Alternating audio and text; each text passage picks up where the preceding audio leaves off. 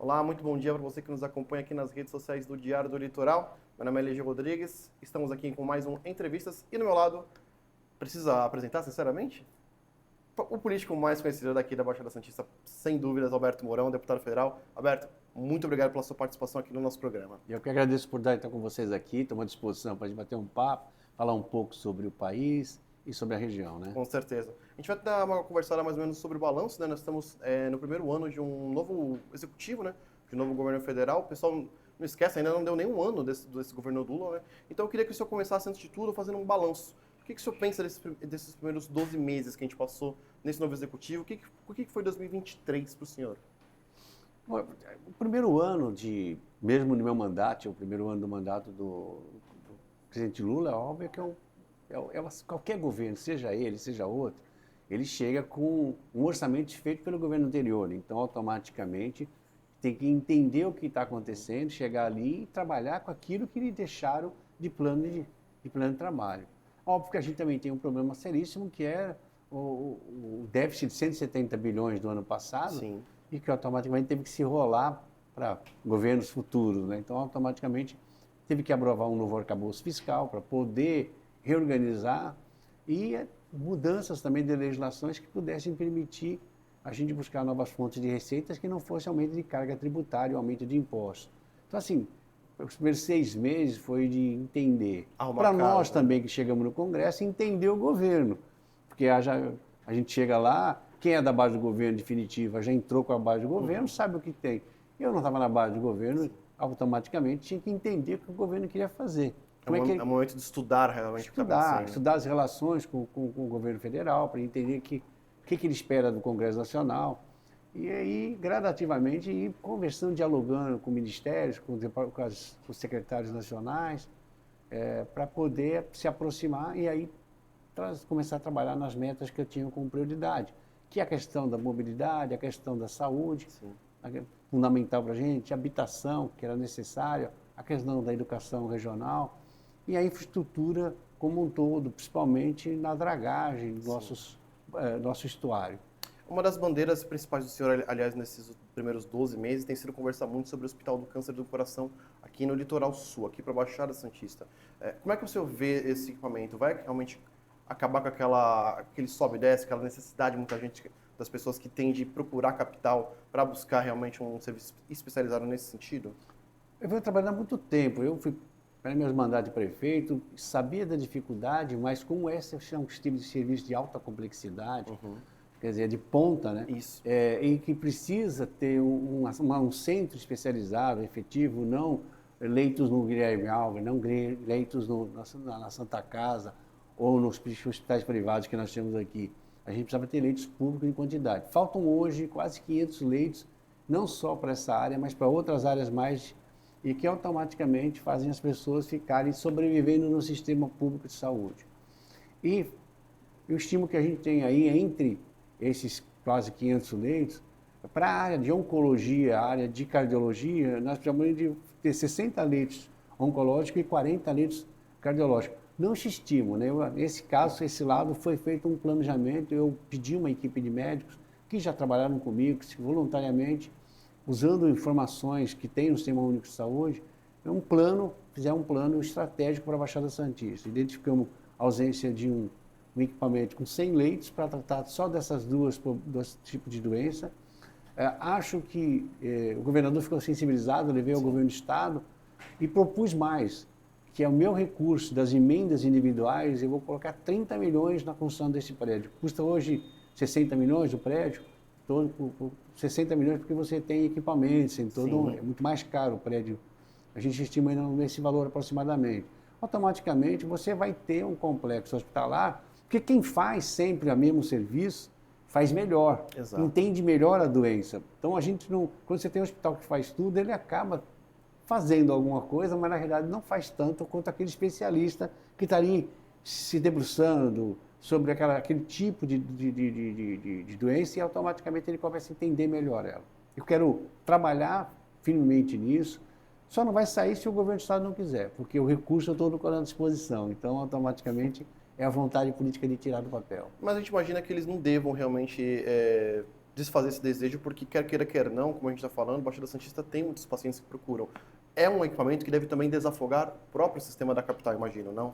Desafoga a capital, desafoga o interior, tira leitos que são ocupados dentro do Guilherme Álvares e da casa de Santa Casa de Santos, que podem trabalhar em outras especialidades, e você tem um centro, volta a falar, de excelência dentro dessa região. Então, automaticamente, o paciente começa a identificar a sua doença mais antecipadamente, o diagnóstico é um dos problemas mais graves que nós temos na região, antecipadamente fazer o diagnóstico é fundamental, e reiniciar imediatamente, num prazo curto, o tratamento é fundamental também para evitar as mortes. Nós somos o maior índice do estado de São Paulo de mortes em câncer, porque nós temos demora para começar o tratamento na região. E com uma distância muito grande, as pessoas acabam tendo dificuldade, acabam não fazendo esse tratamento. Ou o diagnóstico antecipado, que é difícil também, às vezes leva muito tempo para fazer o exame.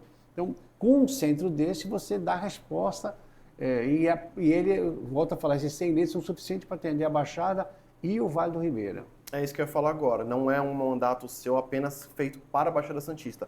O Vale do Ribeira também está inserido nas suas pautas. Tá nesse estudo que eu levei ao governador. É um estudo de 42 páginas, não foi um trabalho de ofíciozinho, não.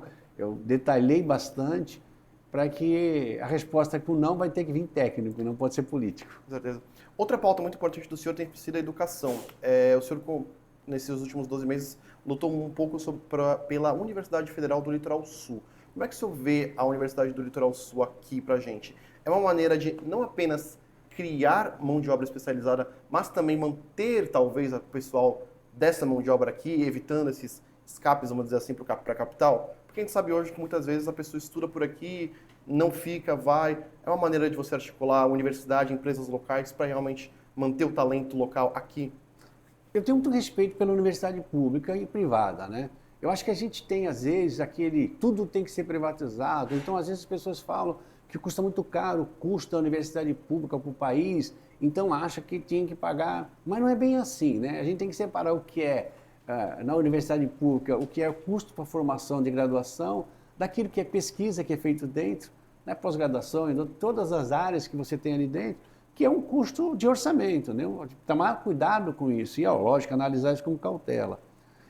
Dentro do aspecto da cumplicidade, do comprometimento, o setor privado, ele, quando tem um curso, ele abre os cursos que dão resultado. Curso que não está trabalhando no vermelho, eu não vou fazer. Mas, às vezes, você precisa, para uma atividade funcionar, você precisa formar alguém para lá. Mas não é grande, com uma quantidade grande. Então, você acaba não formando técnicos ou profissionais para aquela área que complementa as outras áreas.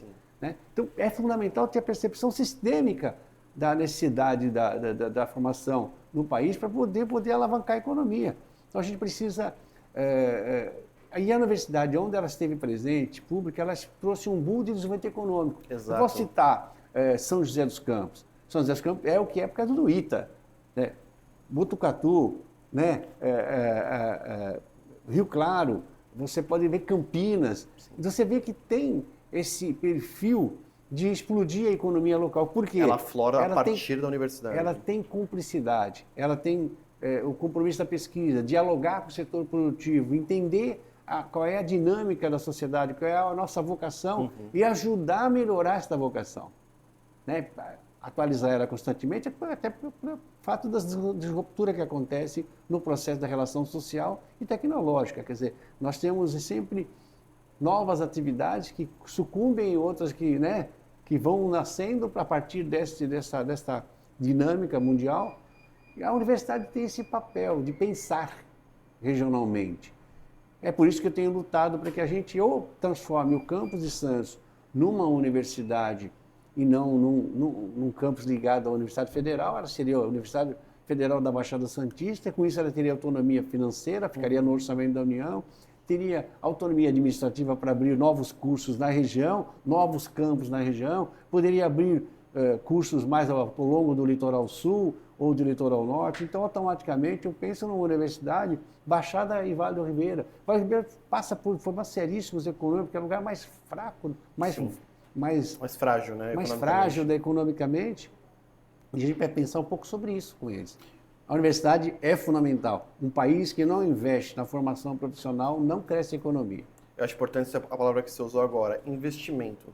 Porque você tem muito o papo de universidade é um gasto. Não se trata de um gasto, é um investimento. Você vai colher em algum momento, né? A gente falou recentemente sobre muitos locais, muitas áreas que falta especialização.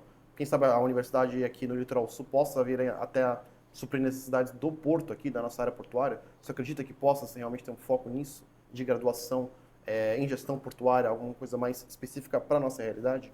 Então, a partir do momento que você entende, faz esse diálogo com o setor, você vai entender por que o polo industrial de Cubatão tá subutilizado, ele vem definhando.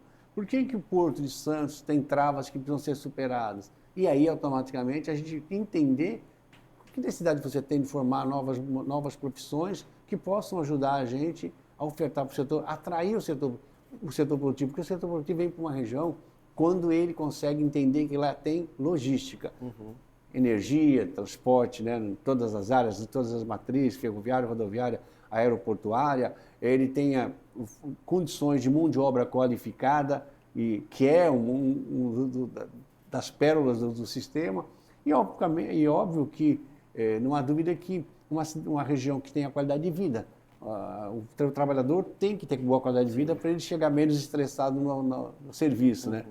Então, automaticamente, regiões que não têm qualidade de vida não são atrativas para as empresas. Elas podem ter outras dinâmicas, mas não são. Então, com certeza. O senhor falou agora até sobre Cubatão, eu gostaria de trazer um pouquinho está na pauta de vocês, ou esteve durante esse ano, ou vai estar nos próximos, Cubatão especificamente, porque já foi uma cidade de uma força econômica sem igual. Vem em um descenso, infelizmente, mas há aquela expectativa de que possa ter um retorno. Existe uma tratativa junto às esferas, especificamente sobre Cubatão, para voltar a torná-lo com um polo industrial forte que ele foi no passado? Estou fazendo levantamentos, estou fazendo estudos para levar ao governo uma radiografia da cidade de Cubatão, da região, no nosso entorno da Baixada Santista, para que a gente possa fazer um rearranjo produtivo regional, né? Eles falam neoindustrialização, mas na verdade é um rearranjo produtivo. São né? os 2.0, não são os novos termos. E eu queria falar um pouquinho sobre segurança também. Durante este ano, uma das pautas que lutou muito em Praia Grande é a DDM 24 horas, para reforçar a segurança aqui na Baixada Santista. A gente tem tido nesses últimos meses, de setembro para cá, casos mais graves de insegurança pública. A gente sabe que a Operação Verão deve trazer, de fato, para a gente aqui um efetivo maior durante o verão, mas fica muito aquela preocupação do resto do ano. Tem uma conversa com o governador, ou até com o pessoal no federal, para tentar, de fato, reforçar o efetivo permanente. Praia Grande, especificamente, tem investido bastante na GCM, que é realmente uma das seus principais investimentos nesses últimos anos, mas existe uma conversa de forma geral, da Baixada Santista no geral? Então, eu conversei com o governador sobre a questão da DDM. A DDM de Praia Grande, a todas as DDMs, elas não acabam, só tem uma funcionando 24 horas. E nós sabemos que todas não vão funcionar 24 horas, isso é coisa quase utopia já, né? Mas a gente vai entender que não é online fazendo atividade online que vai resolver, que é o argumento que algumas pessoas ligadas à polícia estão levando. Cara, não pode fazer online. Um trabalho de violência contra a mulher é meio difícil. Na hora que ela está precisando da proteção para não chegar às vias de fato de um homicídio, né? Sim. A gente precisa tomar cuidado. E a outra pauta pela qual você também vem lutando, né? A violência contra a mulher para tentar prevenir casos. E o que eu levei a ele é a necessidade de, pelo menos na região sul, nós tenhamos uma unidade abrindo 24 horas para atender aqueles casos mais graves.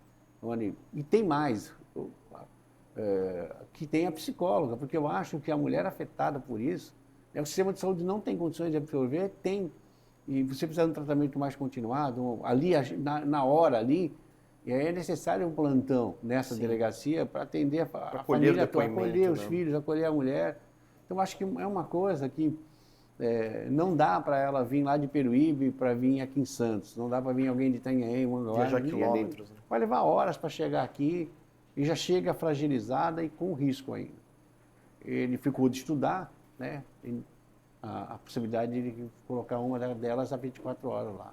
Ainda falando sobre Praia Grande, de uns anos, bastante anos para trás, Praia Grande sempre teve um problema muito grande com segurança pública. Esse cenário acabou se invertendo. Praia Grande, aqui na redação mesmo, a gente vê menos casos de violência em Praia Grande e outras cidades que teve um aumento. Muito por causa do investimento novamente, GCM, câmeras de monitoramento, para a gente ter investido na sua segurança pública para tentar dar uma virada nesse jogo e vem até certo ponto conseguindo.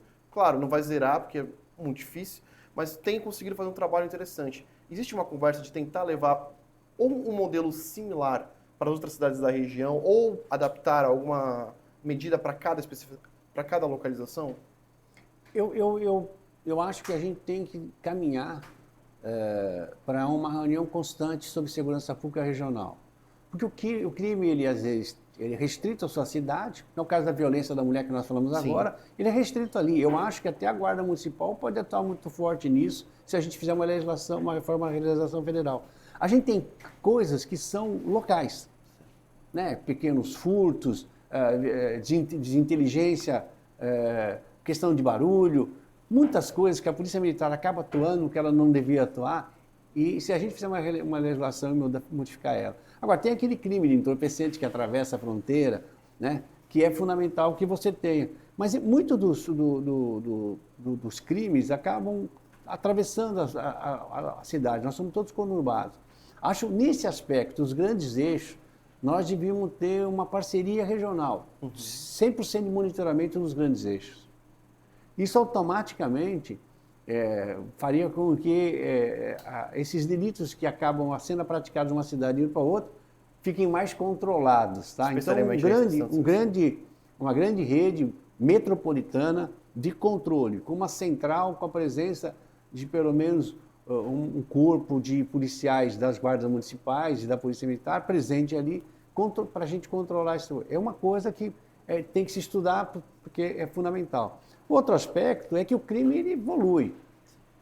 Assim como que eu acabei de falar que há uma disruptura no processo produtivo do país a partir de novas relações sociais e tecnológicas, isso também acontece com o crime. Né? A gente está vendo muitos golpes pela internet, venda de produtos na internet que não existem, entregas que não são feitas. A gente fala de ter atendimento virtual pela polícia, mas o crime também já está no meio virtual. Já está no meio virtual. Golpe do Pix, golpe daquilo e também dentro da cidade, migra de uma coisa para outra. Então, eu acho que a dinâmica é constante observação e adaptação das tecnologias, dos meios disponíveis de recurso humano e treinamento desse recurso humano. Então, acho que a gente tem que lutar para a construção de uma escola. Agora, como a gente está atuando, nós temos mais de 2.000 e tantos guardas municipais na região, há que se fazer um centro de treinamento. Alguns no Estado, eu acho que a gente teria que ter uma escola de treinamento e atualização, já que ela virou, fazendo parte do sistema de segurança, não dá para formar de forma empírica, não. Eu acho que pelo menos duas ou três unidades no Estado de São Paulo teria para atualização profissional, para que a gente possa cada vez mais ajudar a construir um sistema de segurança mais eficiente. Falando um pouquinho sobre política nacional, nesse ano a gente acabou perdendo o Márcio França à frente do Ministério dos Esportes, com a substituição pelo Costa Filho. Como o senhor vê essa troca? A Baixada perde um pouco daquele aliado fundamental, prefeito de São Vicente, governador aqui da nossa região, numa pasta que é fundamental, ou o senhor vê o Costa Filho como preparado para isso? E vou além, o Márcio poderia, no Ministério do Empreendedorismo hoje, ter uma visão mais interessante para a Baixada Santista, já pensando no empreendedor que está aqui perto do Porto? Acho que houve uma perda de poder político, né? Individual e talvez da Baixada, né? Se a gente for fazer essa leitura.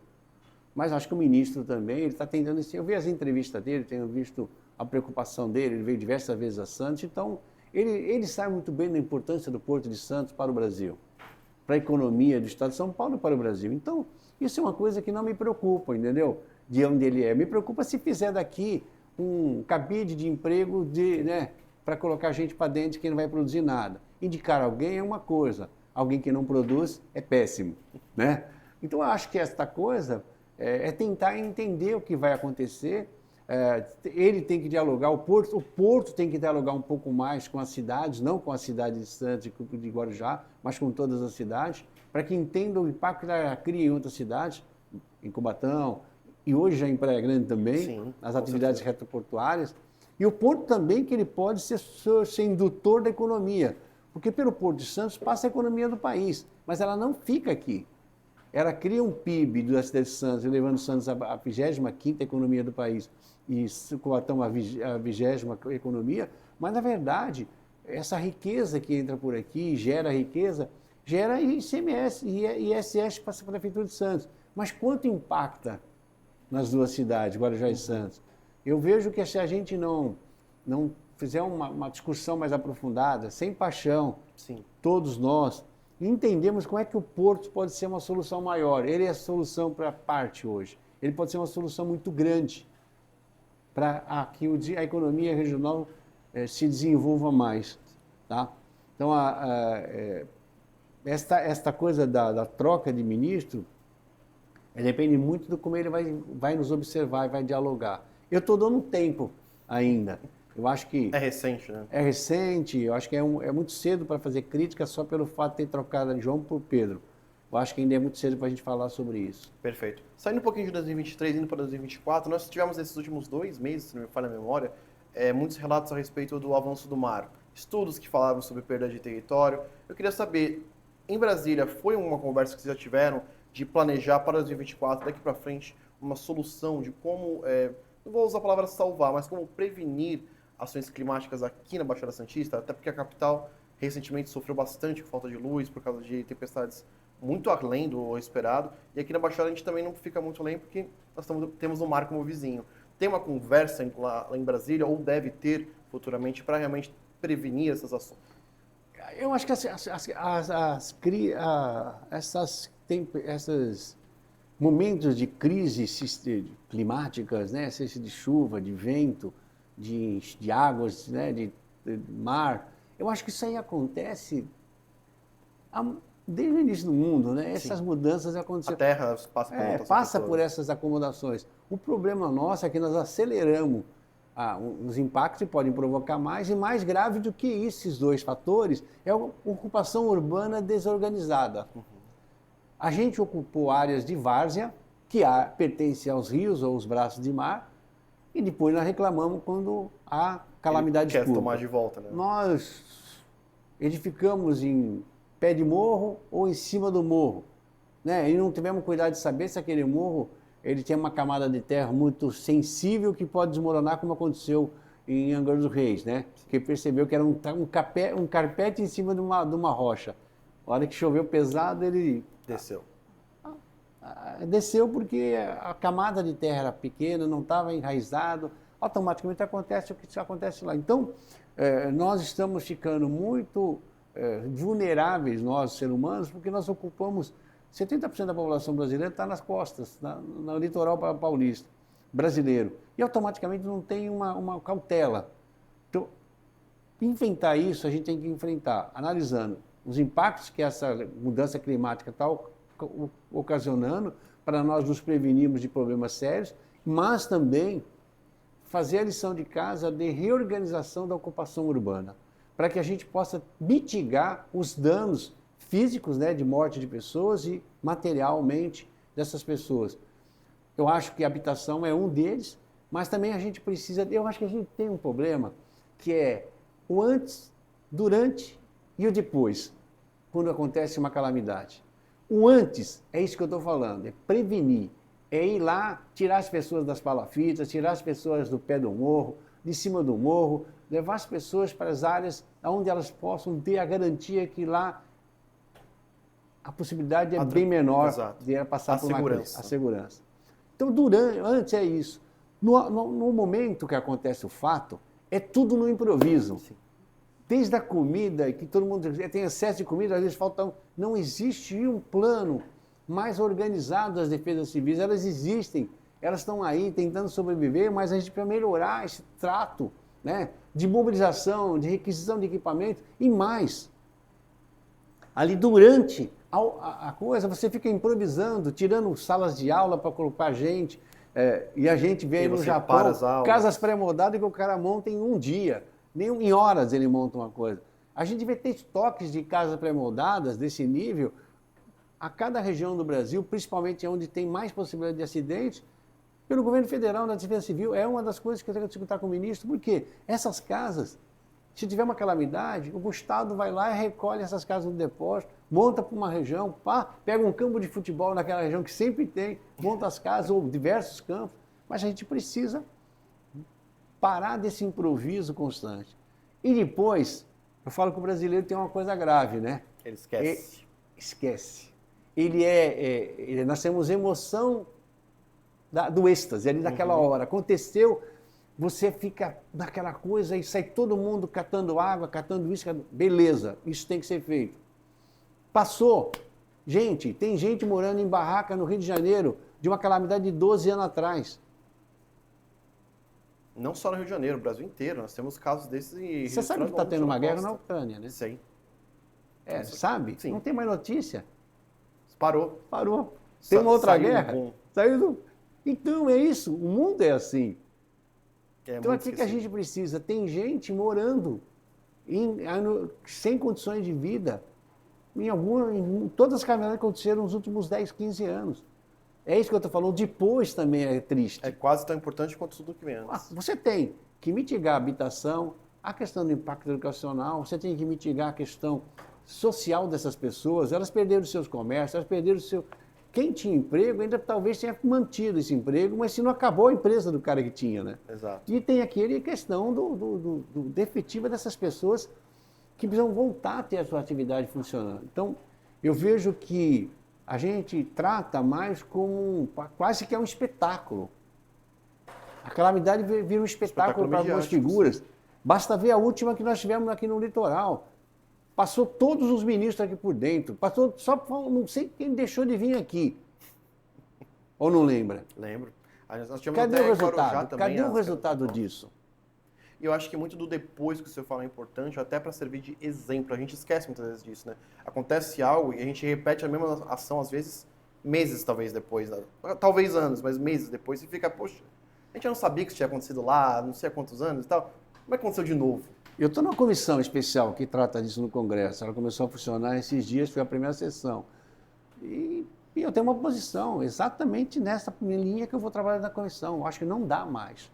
E se essa comissão for para fazer palanque, também não me interessa. Vamos fazer visita? Vamos. Vamos nos locais aonde aconteceram, nos últimos 15 anos, os eventos. Vamos saber qual é a situação dessas pessoas que estão lá. Resolver de fato. Né? Quer dizer, só com o passado é que a gente vai conseguir entender os nossos erros e a gente tentar consertar. Perfeito. 2024 também é ano eleitoral, o deputado. A gente tem aqui na região, a gente não tem dúvidas que a Raquel deve ter seu apoio incondicional, mas tem aquele burburinho sempre que rola, a gente sabe como é que é, especialmente em São Vicente. Teve uma conversa sobre, tá vendo, parece que o Mourão vai trazer um candidato para São Vicente. Tem algum fundo de verdade nisso? Tem alguma conversa com alguma pessoa, alguma figura política te procurou para buscar esse apoio para as eleições para prefeito no ano que vem? Olha, eu não estou tentando fazer uma candidatura, estou tentando organizar o partido regionalmente, né? Onde tiver condições de ter candidato, vai ter. Onde não tiver, vamos fazer as composições necessárias, né? Não soltar por soltar um candidato é idiotice, né? Mas precisa fazer câmaras municipais, tá? Então, em todas as cidades eu estou dialogando com o Poder Executivo ou com as forças dentro da cidade para organizar o partido.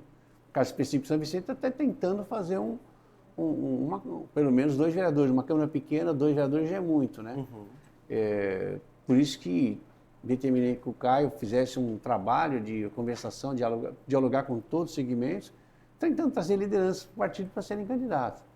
Os casos específicos para a igreja ainda é cedo para definir quem será o candidato. Se será a Raquel, se será eu. Isso é uma coisa que tem que resolver ali para abril, porque a gente sabe bem que tem que ver como é que estão funcionando as coisas. A gente está trabalhar sem pressa. Só para finalizar essa questão, o senhor espera uma eleição um pouco mais tranquila após esses últimos anos tão turbulentos? Eleição nenhuma será tranquila. Na medida do possível. Quem fica dormindo e achando que as coisas estão tranquilas é pego de surpresa pelo ladrão de casa. Eu acho que a gente precisa ter cautela. Perfeito. Entendeu? Eu acho que é uma maneira dinâmica de... A gente não... o eleitor, ele muda muito rápido o seu pensamento. E nem sempre... E tem uma coisa que é séria, né? Que a gente percebeu. Nem sempre a aprovação de governo é suficiente. Com certeza. A experiência tem mostrado. Eu disputei, não uma eleição, diversas, né? Sim. e tive 5 mandatos de prefeito. Automaticamente eu percebi, eu comparava sempre os números da minha aprovação de governo com o resultado de uma reeleição. E ela nunca era do tamanho da aprovação de governo. Porque não tem uma dinâmica diferente. Perfeito. Bom, para encerrar, você queria deixar alguma mensagem para 2024 que está chegando aí, um ano novo? O pessoal que está lá nos assistindo em casa? Sim, queria desejar um bom ano novo para vocês, um bom Natal, né? Um bom ano novo, que vocês consigam cada vez mais progredir, ajudar a sua cidade, né, o seu país a sair dessa grande dificuldade. Ano novo a gente vai renovar a esperança, renovar a esperança realmente, mas desde que a gente trabalhe para que essa renovação aconteça ao longo do ano. Então o que a gente espera é que de mãos unidas, né, de mãos dadas, a gente consiga fazer essa transformação necessária para que o país possa espalhar mais igualdade social, isso é fundamental. Uhum. Bom Natal e bom ano novo para vocês. Nada cai do céu, a gente tem que trabalhar para isso. Sim, sinceramente, sim. Muito bom, gente. A gente vai terminando por aqui nossa entrevista. Queria agradecer novamente ao Alberto Mourão, deputado, por ter vindo até aqui, atendido os nossos pedidos. Mourão, obrigado pela conversa, muito produtivo e espero que tenha tido tudo bem para você também. Obrigado. Então, mas, gente, a gente fica por aqui e fica ligado aqui no Diário do Litoral que vai ter mais entrevistas muito em breve. Até a próxima.